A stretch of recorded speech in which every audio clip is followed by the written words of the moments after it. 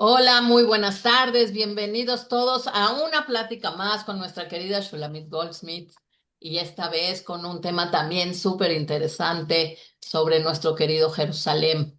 Les doy la más cordial bienvenida a todas las personas que se están metiendo en nuestra plataforma de Zoom de la Keile y les recuerdo que estamos grabando esta plática para que podamos presentarla en el Facebook y YouTube de la Keile a partir de mañana en la tarde.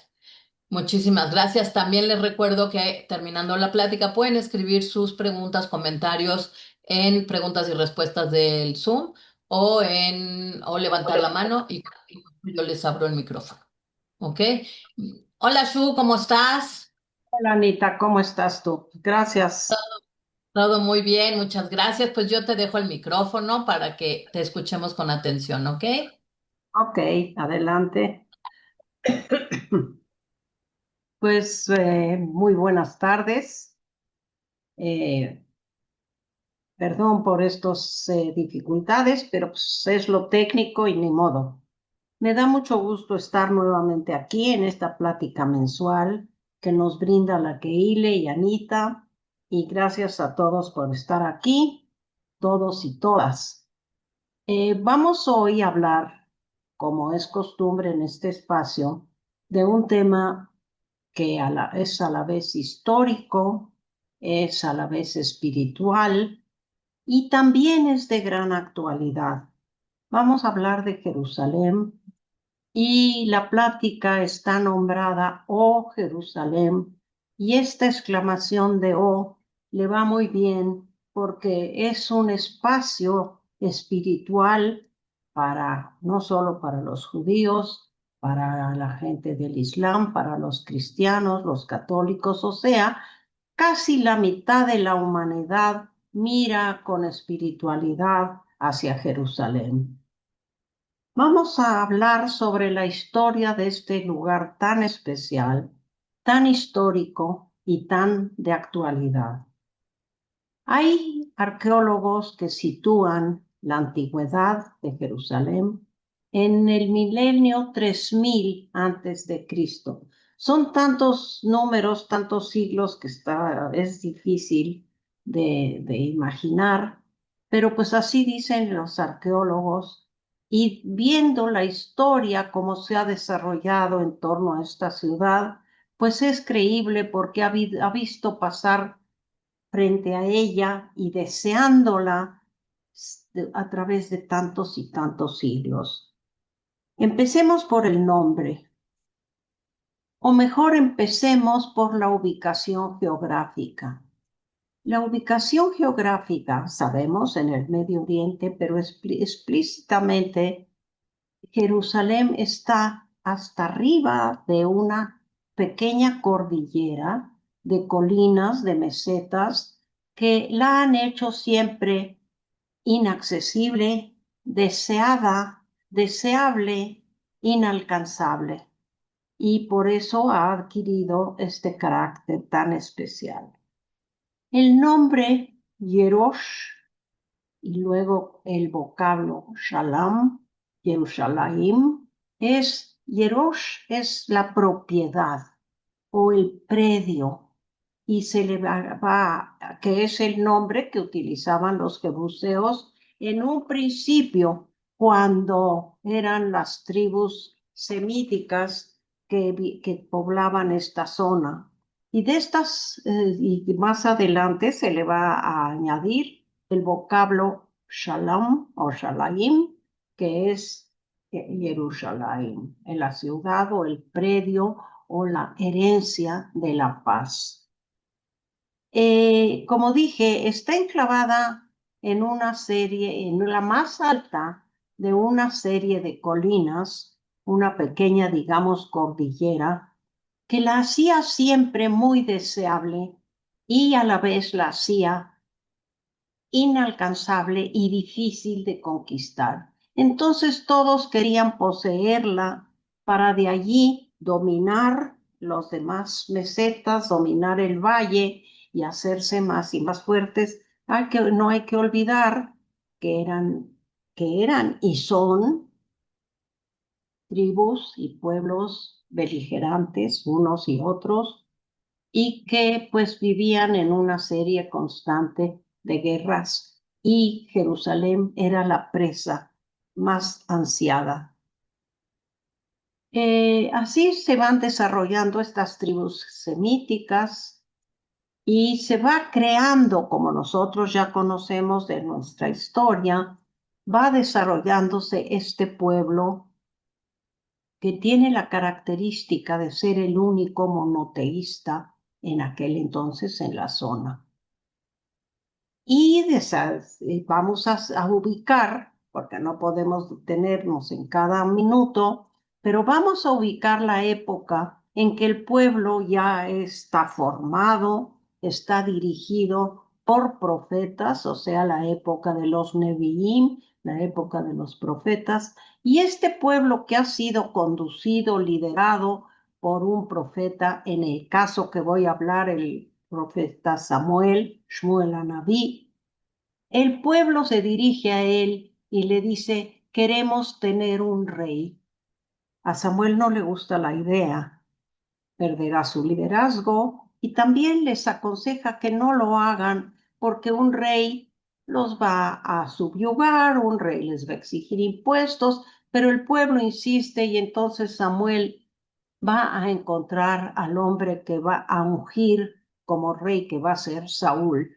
Saúl es un hombre sencillo, tenía una apariencia carismática, agradable, y entonces por esa razón lo unge como rey. Tiene buen desempeño en una época, pero se atreve a desobedecer a Samuel, que le dice que en su lucha con los amalequitas tiene que destruir todo.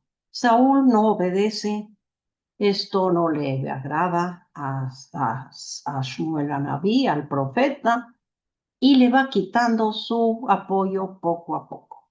Y hay que recordar, y esto es lo que nos interesa aquí por la ciudad a la que nos referimos, que allí a un lado está creciendo la figura de otro hombre muy carismático que va a ser David, y que cuando Samuel le retira su apoyo a Saúl con graves consecuencias, va creciendo la figura de David Amelech. Y David Amelech va a ser un gran guerrero, un gran líder, que va a engrandecer al pueblo de Israel y que también va a decidir que Jerusalén va a ser la capital del reino. Y podríamos decir que este es el inicio verdadero, el inicio político de la importancia de Jerusalén.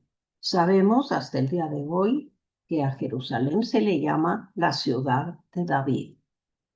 Y David, como líder, como rey, David Melech Israel, va a querer construir en el corazón de Jerusalén, consciente de la importancia que tiene en el medio, quiere ahí construir el templo central, el gran templo, el Bet HaMikdash. Aquí el profeta que ya le va a tocar, que ya no es Shmuel, ya es otro, es Elisha, y le va a decir, no, tú no lo puedes construir. Eso ya lo conocemos nosotros. Tú tienes las manos manchadas de sangre, has sido partícipe de muchas batallas. Entonces tú no puedes hacer el templo de la paz en la ciudad de la paz.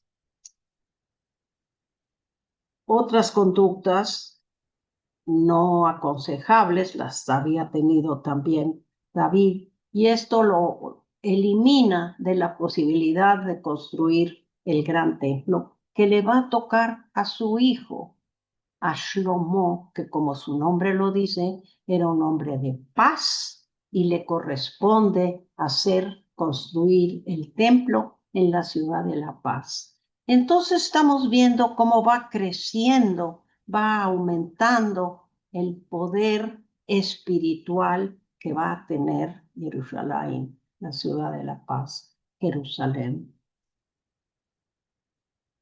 continúa la historia. Digamos, por ahí del siglo V. Quiero decir que lo de Saúl, Salomón, David, es alrededor del siglo 9, 10 antes de Cristo. Fíjense, qué antigüedad. Y ya por ahí del siglo V, con la importancia que tiene y ya con su templo, su gran templo construido, va a ser el imán que va a atraer al emperador Nabucodonosor, que es el gran conquistador de ese siglo, el rey de Babilonia, que destruye el templo de Jerusalén, que es una fecha que hasta el día de hoy se recuerda como fecha de duelo. Ahora, este exilio que propicia Nabucodonosor en ese siglo quinto, sexto, acuérdense que van al revés que los de hoy, porque son hacia el nacimiento de Jesucristo o la era actual, en la diáspora queda marcado de una manera indeleble la importancia de Jerusalén. Nos dice la historia que a las orillas de los ríos de Babilonia, probablemente el Tigris o el Éufrates, lloran los judíos por nostalgia hacia su ciudad, Jerusalén, y se acuña la famosa frase que es vigente hasta el día de hoy: si olvidare yo mi diestra, si yo olvidare Jerusalén, séquese mi diestra, y meshkachech Jerusalén, que es una frase que se utiliza cuántos siglos después, como es hoy. Y entonces, acuérdense, también el Nabucco y estos llantos a las orillas de los ríos de Babilonia por parte de los judíos son repetidos en música, en óperas, en teatro, en poemas. El Nabucco, que todos conocemos la bella ópera, llegó a ser además el himno de Italia y es en recuerdo a estos judíos que lloran de nostalgia por Jerusalén. Avanzamos más en la historia, ya con el templo destruido y reconstruido, van a enfrentar la cultura griega, el pueblo judío se engolosina, digamos, con los griegos, con la cultura griega, que no es de sorprenderse, hay mucha helenización, y después viene el Imperio Romano con su grandeza y su poderío, y en esta ocasión el Imperio Romano que domina el Medio Oriente y domina Europa, destruye nuevamente el templo. Tenemos también la famosa imagen de cuando el emperador Adriano y posteriormente el emperador Tito destruyen el templo de Jerusalén. Hay el famoso arco de Tito que está en Roma, pero está repetido en muchas ciudades, en la que se ve un soldado romano con una menorá en la mano y diciendo Judea capta. O sea, hemos capturado Judea, hemos capturado Jerusalén. Ahora, porque recuerden, como les dije, es una serie de mesetas. La más alta, en el Har Zion, es donde está enclavado el Jerusalén. Para más, estamos hablando del Imperio Romano, nos estamos acercando al inicio de la era actual, de los años que se conocen a partir del nacimiento de Jesucristo. Jesucristo no nace en Jerusalén, nace en Belén, predica en Nazaret, pero también su imán, su centro de predicaciones va a ser Jerusalén y el templo de Jerusalén en el momento que aún está construido. Y entonces en el mismo Jerusalén, que es tan importante para el pueblo judío, se va a instaurar la importancia del cristianismo. En ese momento es solo cristianismo, no hablemos también que es del catolicismo y de muchas de las otras derivaciones del cristianismo, que para fines del siglo primero, a través de San Pedro de Pablo y sus discípulos, empieza a tomar mucha fuerza esta fe. Y que estos lugares por donde transitó y donde predicó Jesucristo fue Jerusalén, precisamente la Vía Dolorosa, el Calvario, la Iglesia de la Anunciación, la Vía Dolorosa, etcétera. Todos esos lugares adquieren un carácter de santidad para el cristianismo y, como digo, el catolicismo y sus derivaciones. Así que es una carga emocional más dentro de tanta espiritualidad que ya traía Jerusalén. No hay que olvidar que además de estas mesetas en las que está el Har Zion, el monte del Seitim, el monte de los olivos, está el Monte Tabor, hay diferentes montes muy interesantes y muy históricos. Y allí va a quedarse este espíritu de santidad. Pasan los siglos.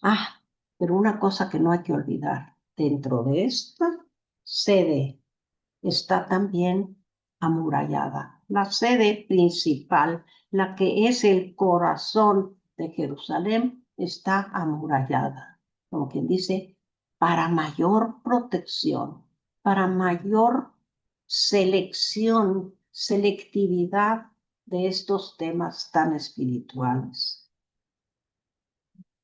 La historia continúa y por ahí del siglo sexto, séptimo también, ya de la era actual, porque ya está. Otra cosa que es muy interesante. Por ahí del siglo tres, cuarto, el cristianismo, que había sido una religión, una fe oculta, escondida, se convierte en la religión oficial de todo el Imperio Romano. El emperador Constantino, por ahí del siglo IV, en el año 344, algo así, a través de una revelación y el triunfo de una batalla y la instancia de su madre, la emperatriz Helena, decide que la religión oficial de todo el Imperio Romano, hay que recordar la extensión del Imperio Romano, va a ser de hoy en adelante el cristianismo. Se hacen también en Jerusalén las iglesias alusivas, la de Santa Elena como la madre de Constantino, y se erigen iglesias en todos los lugares donde había pisado el pie venerado de Jesucristo. Fíjense ustedes, qué carga emocional, qué carga espiritual para esta ciudad. Pero como dicen, aún hay más. El siglo sexto, casi el séptimo, irrumpe en la historia una fuerza hasta entonces desconocida. De la península arábiga, que como ustedes saben es como una bolsa hundida, va a irrumpir el Islam. Hasta entonces era una serie de camelleros que se movían, pero con la influencia de Mahoma, el Islam adquiere una fuerza arrolladora que va a salir de la península arábiga, va a recorrer el norte de África, el sur de Europa, sembrando su religión, cosechando también cultura, y entra a Europa. Y a través del Imperio Romano de Oriente y el Imperio Romano de Occidente, se van a posesionar del Medio Oriente, o sea, de toda la zona de lo que se conocía como Palestina, incluyendo la zona de Jerusalén. Y entonces, estos lugares sagrados para el cristianismo, para el judaísmo y curiosamente para el islam, y digo curiosamente porque Mahoma nunca pisó Jerusalén. ¿Cuál fue la razón por la cual el Islam dedica un lugar tan especial a Jerusalén? Para mí, como historiadora, es todavía un misterio. Pero allí está la mezquita de Omar, la mezquita de la Roca, y sabemos hasta el día de hoy todos los problemas que derivan de esta adoración del Islam hacia Jerusalén. Claro, no hay que olvidar que el Islam es una de las tres religiones abrámicas, de las tres religiones monoteístas, que somos, como quien dice, nos guste o no, ojalá nos gustara, somos una misma familia, ¿sí? Y entonces, pues aquí Jerusalén va a ser encima de lo que ya es para los judíos y para los cristianos, es también para los musulmanes. Aquí hay un punto importante que mencionar, que para el Islam, si bien Jerusalén es su corazón, tienen otro corazón que está en la Meca. Los cristianos tienen su corazón en Jerusalén, pero tienen otro corazón que es el Vaticano. Los judíos, nuestro uno y único corazón está colocado en Jerusalén y nada más. ¿Sí? Esa es una gran diferencia, aunque haya otras muchas semejanzas. Bueno, mientras la ciudad y el centro, porque todo esto sucede en el corazón de Jerusalén, lo que ahora se conoce como el Jerusalén antiguo, que por mucho tiempo era el único Jerusalén, va a estar en manos de los infieles, entre comillas. Ya sabemos que unos, cuando no eres de mi religión, eres infiel, y cuando eres de esta religión, el otro es el infiel. Y entonces en la historia eurocéntrica, que es la que conocemos, se llama que el, el centro, el corazón de las tres religiones monoteístas abrámicas, que es Jerusalén, está en manos de los infieles, por lo cual durante varios siglos de la Edad Media, reyes, papas, señores feudales organizaban las famosas cruzadas. Y las cruzadas eran, como su nombre lo dice, una cruzada, una lucha para ir a liberar Jerusalén de manos del infiel. Hubo 10 cruzadas, hubo siglos de cruzadas con unas matanzas tremendas, con todo lo que trae todas estas guerras de un lado y del otro, y no se logró. Nunca lograron los cristianos recuperar la Tierra Santa, recuperar Jerusalén. Nunca. Hasta en el siglo XX, al finalizar la Primera Guerra Mundial, cuando es evidente que el antiguo régimen, el antiguo orden del Imperio Otomano, el Imperio Austrohúngaro, el zarismo, caen, se desmoronan, y el mundo se empieza a repartir nuevamente entre los vencedores, pues el vencedor que se va a quedar con el Medio Oriente, sabemos que fue el Imperio Británico. Y le toca la suerte al Imperio Británico, al general Allenby, entrar como triunfador a Jerusalén en 1917. Esta es una fecha muy importante porque a pesar de todas las vicisitudes que hubo, fue el primer paso para que empezara a construirse una posibilidad de un Estado judío en la zona. Ya conocemos la historia, el Tratado Balfour, todo lo que viene para adelante, hasta que, y mientras está el mandato británico en la Tierra Santa.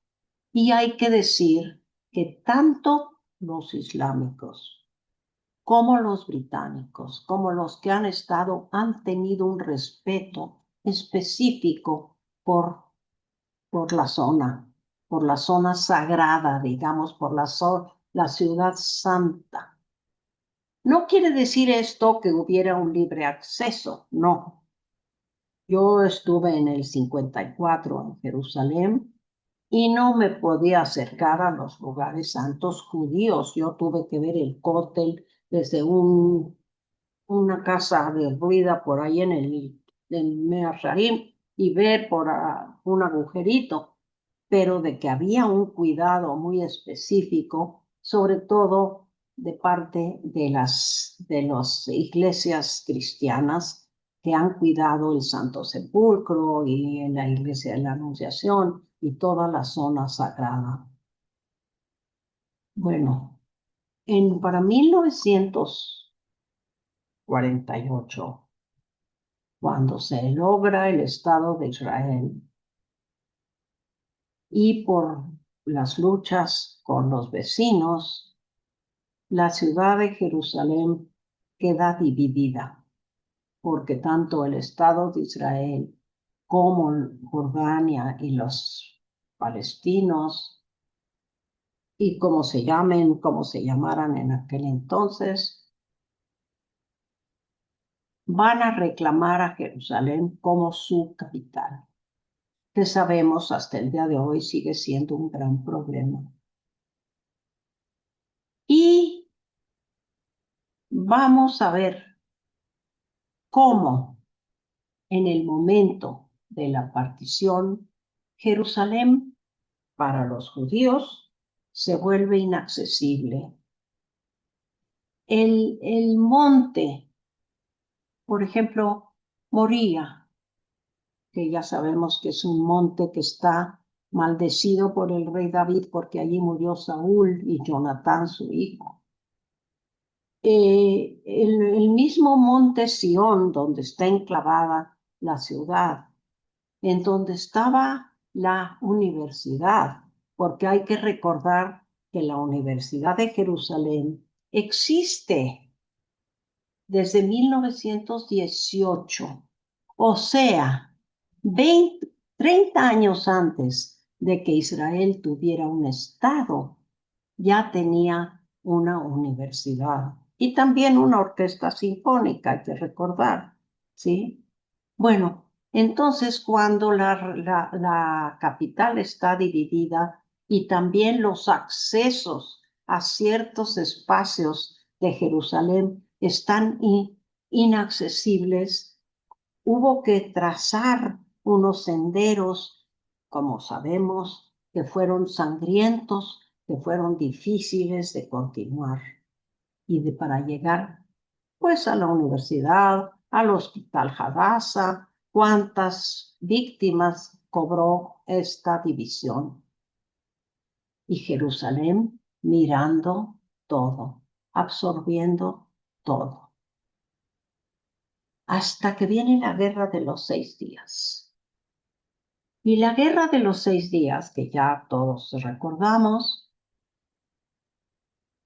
se logra la unificación de Jerusalén. Aquí me gustaría introducir un poquito la famosa canción de Naomi Shemer que surge. Hay quien dice que un poco antes de la Guerra de los 6 días, hay quien dice que a raíz de la Guerra de los 6 días, no tiene importancia. Lo que tiene importancia es cómo retrata a esta ciudad de la que estamos hablando hoy. Y sabemos que se refiere a ella como una ciudad de oro. ¿Por qué de oro? Si nosotros hemos visitado, y ojalá todos lo hayan visitado, Jerusalén, sabemos que está construida con una piedra como amarillo cobre, amarillo oro. Yo les recomendaría que la próxima vez que lleguen a Jerusalén, eh, lleguen en el atardecer, porque en el atardecer los últimos rayos del sol, verdaderamente hacen que Jerusalén brille como si fuera oro. Y además de esto, va a ser ya una ciudad unida, con todos los problemas que siguen vigentes hasta el día de hoy. Pero Jerusalén sigue allí, enhiesta, altiva, orgullosa, herida, comprensiva, seguramente confundida con tanta santidad.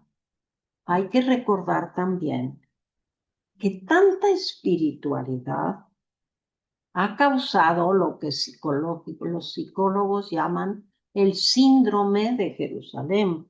El síndrome de Jerusalén es una condición que ataca a personas, sobre todo personas jóvenes, de mucha sensibilidad, que se sienten abrumados con tanta, con tanta historia, con tanta espiritualidad, con tanta religiosidad, y pueden, y lo he visto, han caído en cierta depresión o cierta nostalgia hasta un punto de vista patológico. Entonces, el síndrome de Jerusalén es una condición psicológica y es entendible.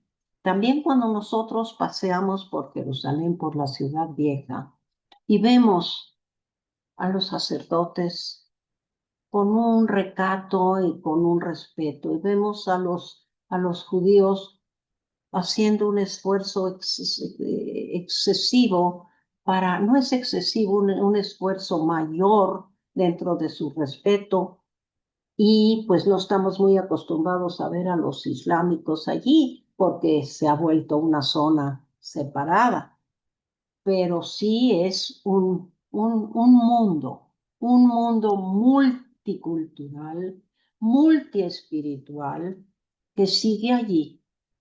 Y también, como dijo Naomi Shemer, Air asher badad yoshevet ubeliba homa, la ciudad que está solita, badad yoshevet ubeliba homa, y dentro de ella una muralla. Pues aquí tenemos, esa es la historia a grandes rasgos, naturalmente, de Jerusalén. Y por eso se llama Oh Jerusalén. Este Oh significa empatía, significa admiración, significa nostalgia, significa amor, que es lo que todos estos sentimientos nos despierta Jerusalén. También recordarán que hubo un libro muy famoso, creo que es de Dominique Lapierre, no estoy segura ya, que se llama Oh Jerusalén, y que nos habla de las luchas que libraron en torno a esta ciudad maravillosa en, en la Guerra de los 6 días. Y que yo les recomiendo que lo lean si su interés es mayor por Jerusalén. Me gustaría mucho que, puesto que es una ciudad y un punto tan importante para todos, me hicieran algunos comentarios. Anita.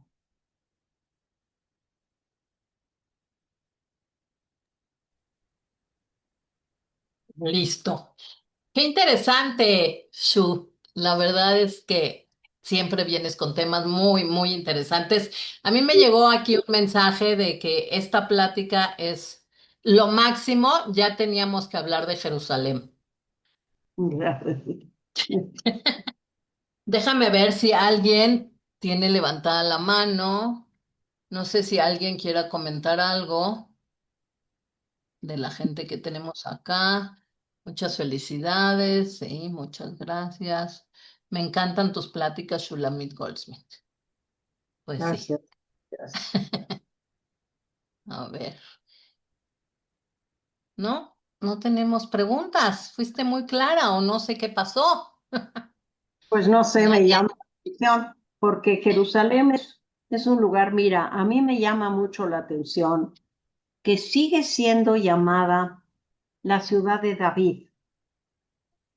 Eh, cuando la ciudad no, de David, sí, claro. Ajá. la ciudad de David, porque acordémonos también que Jerusalén y Sión, que es el monte, la meseta en esta pequeña cordillera, también son como sinónimos, Sión y Jerusalén. Y también es la ciudad de David.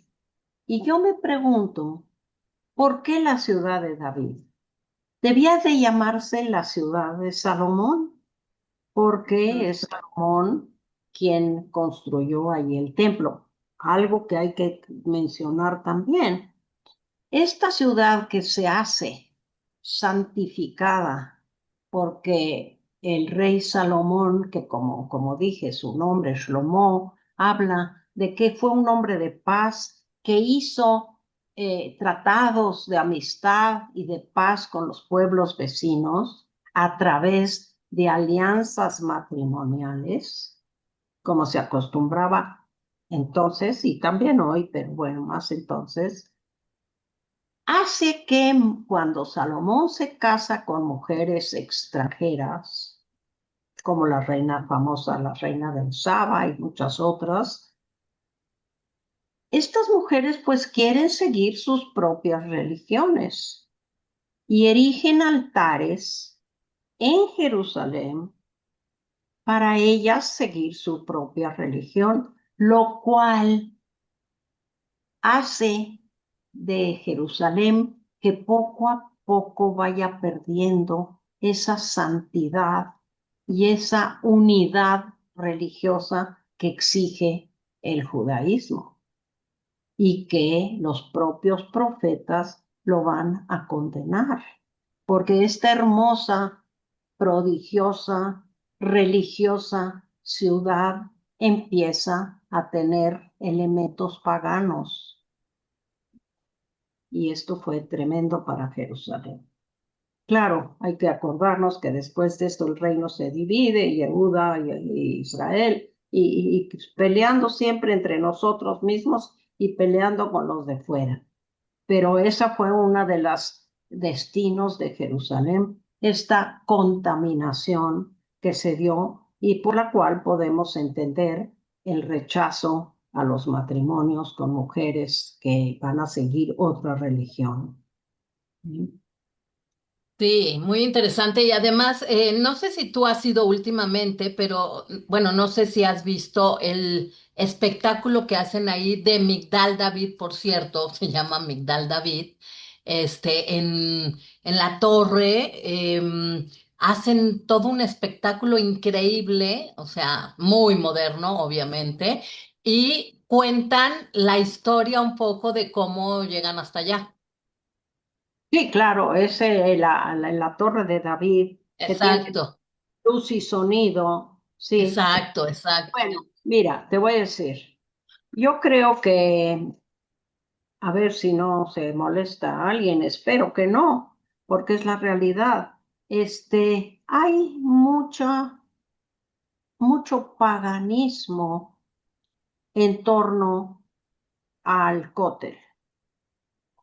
Yo he visto que gente llega corriendo, corriendo a dar, este, pues desde los mismos papelitos, sí, que son tan caros, tan cercanos al corazón de la gente, no deja de ser un paganismo. Tenemos un Dios que no lo vemos, que está por sobre todas las cosas, que no tiene rasgos de la, ¿cómo decir? De esta humildad que nos debe de llenar a los seres humanos frente a Dios. Y se dan muchos actos que no, seguramente no placen al Creador. Mira, yo creo que muchos son actos de fe, precisamente. Esto de los papelitos, por ejemplo, pues no es que Dios los va a leer, por supuesto, pero sí es como un acto de fe de la persona en decir, esto es lo que yo deseo o lo que quiero o lo que... O sea, es como si de tu corazón se lo guardaras en su cajita, ¿no? Claro, Entonces, claro, es eso. pero no deja de ser una costumbre no judía, que es lo que Mm. los profetas, acordémonos de Irmiyahu, de Ishayahu, esos grandes profetas que se dieron cuenta que había mucho que no correspondía. No le quiero llamar paganismo, pero son copias. ¿Cómo se llama esto que le llevan a la Virgen? ¿Cómo no? Se me va la palabra, esas como retablos y cosas en las que les pido que me hagan el milagro de tal cosa. Eso no es judío, pero pues lo tenemos, Sí, ¿verdad? Porque ya se volvió pues una tradición. Pero bueno, yo sí, creo que sí, sí. lo que nosotros tenemos que enfatizar es la espiritualidad de Jerusalén. Jerusalén ha visto pasar todo, todo, como dije, desde los primeros pueblos semíticos que poblaron esa zona, que vieron el nacimiento del monoteísmo a través de Abraham, que caminó y que llegó, y todo esto, y después todo lo que viene de cómo se destruye, cómo Nabucodonosor destruye el templo, y allí se afianza la añoranza por Jerusalén. Entonces, es una ciudad única, verdaderamente única. Mira, yo estuve buscando cuántos son los fieles cuánta es la población mundial. 8.000 millones, 8.400 millones de seres humanos, de los cuales la mitad, que yo no sé hacer tantas multiplicaciones, la mitad son de religión monoteísta, o sea, judío, cristiano, islam. Imagínate, y todos esos veneramos, añoramos, amamos a Jerusalén. Imagínate la carga espiritual que tiene esta ciudad, ¿sí? Y 100%. cuando uno llega, se siente imbuido de esa santidad, ¿sí? Los árabes le dicen Al-Quds. Al-Quds quiere decir la santa, fíjate, ¿sí? Entonces, bueno, pues eso es el Oh Jerusalén. Sí, sí, 100%, 100%. La energía que emite ese lugar es algo que no se Sí. puede describir, la verdad. Dije antes, la energía puede ser positiva, generalmente lo es, pero hay que tener mucho cuidado porque a Jerusalén llega gente con una gran dosis de sensibilidad y de Sí. espiritualidad, y por eso a veces luego de repente unos que andan con cara de aturdidos, de locos, y mucha gente joven. Y sí, yo he visto algunos que han ido de Akshara, regresan con una enfermedad del alma, como le dicen los psicólogos. Entonces, bueno, pues así es, así es. Esto es Jerusalén para Tenemos aquí una pregunta, dice Sara Korenstein. Sé que es una pregunta muy complicada, pero ¿cómo te explicas el éxito del cristianismo en el Imperio Romano? Sí, mira, hay que recordar que en un principio el cristianismo era prohibido en el Imperio Romano. El Imperio Romano tenía toda su mitología que derivaba de la griega, era un mundo profano, un mundo pagano, con sus dioses para todo, pero empieza a introducirse poco a poco el cristianismo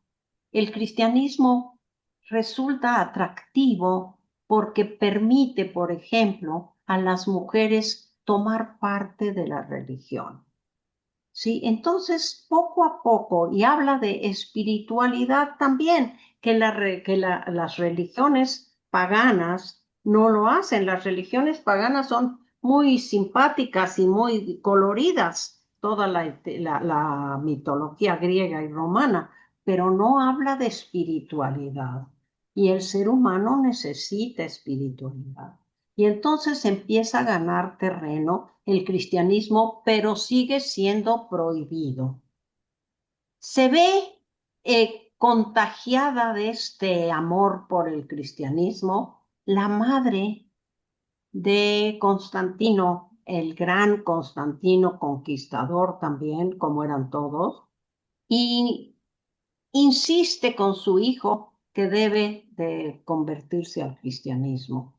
Y Constantino le promete a la madre Helena y le dice, si esta batalla la gano, quiere decir que tu Dios me ayudó y lo aceptaré.